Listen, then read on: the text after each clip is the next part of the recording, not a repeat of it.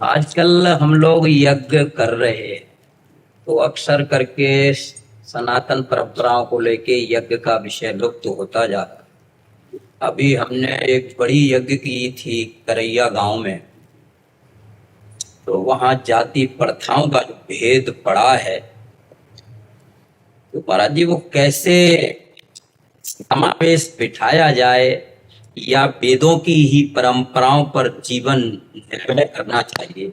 अब वेदों की परंपरा को धारण करने वाले अंगुलियों में मिलेंगे, क्योंकि वेद को धारण करने के लिए बुद्धि शुद्ध चाहिए, बुद्धि शुद्ध चाहने के लिए आहार शुद्धि चाहिए। आहार अशुद्ध हो चुका है, आहार अशुद्ध हो चुका है।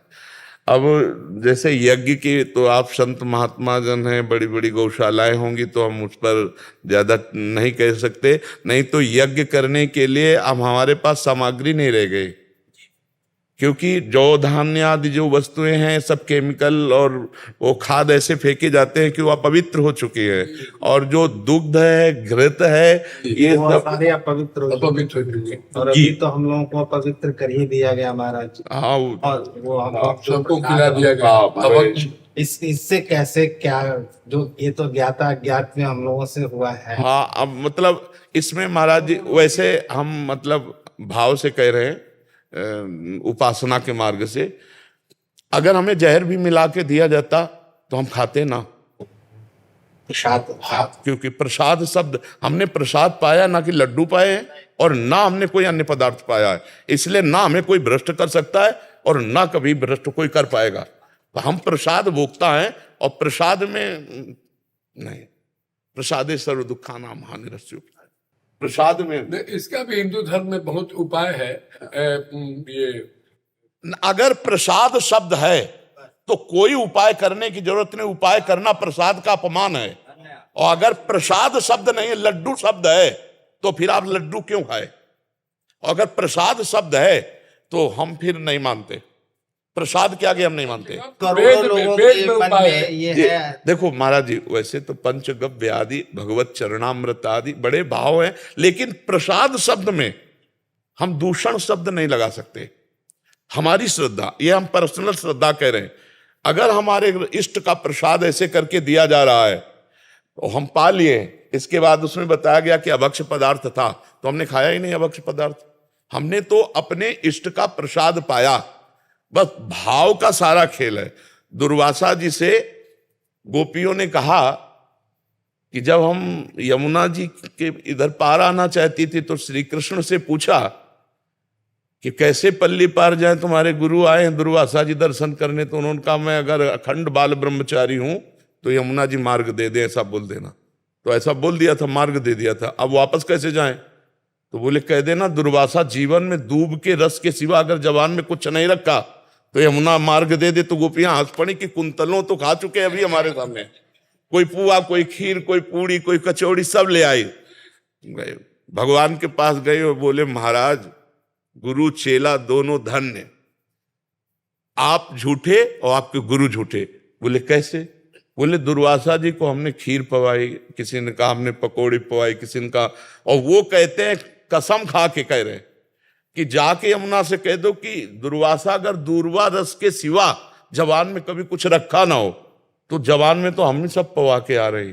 प्रभु ये कैसा, ये कैसा? तो उन्होंने कहा उपभोक्ता भाव रहित, उपभोक्ता भाव रहित। उन्होंने स्वयं तो नहीं पाया, अपने आप लोगों ने पवा दिया। वो इच्छा रहित महापुरुष है, इच्छा रहित है। वो इच्छा में केवल दुर्वा रस लेते हैं अपने सिद्धांत में। तो जो महापुरुष जन अपने स्वरूप में स्थित हैं, ये प्रपंच कभी बाधा पहुंचा ही नहीं सकता, और जो प्रपंच में स्थित है वो महापुरुषों को कभी जान ले सकता। बड़ी विचित्र लीला भगवान की है। नहीं स्वामी जी, आपका भाव पूरा भारत मानता है, पूरा देश मानता है, और आपने जो संदेश दिया है मैं मानता हूं कि पूरे भारतवर्ष के सनातनी उसे अमल में लाएंगे और मानेंगे। आप पूजनीय हैं, आपका भाव पूरे देश के लिए सम्मानित है। क्योंकि हमारे ठाकुर हैं, बात समझिए, ठाकुर जी को भोग लग चुका, अब हम केवल प्रसाद पा रहे हैं।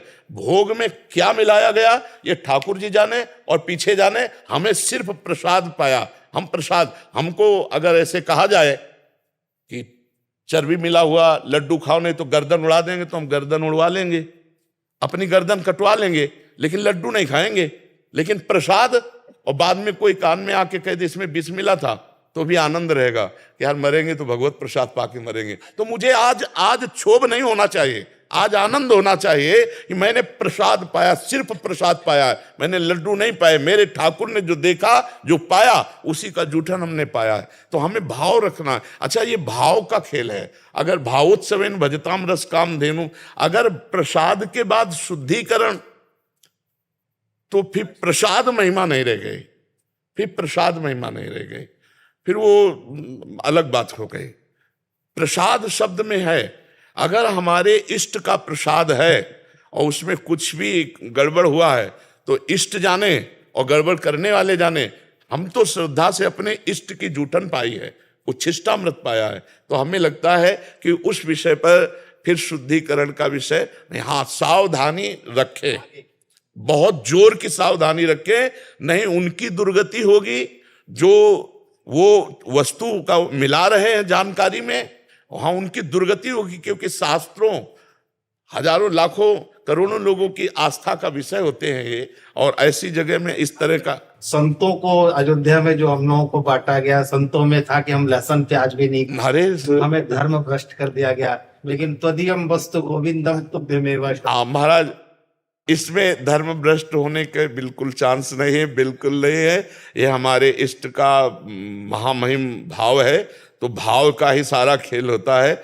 हाँ हाँ, अगर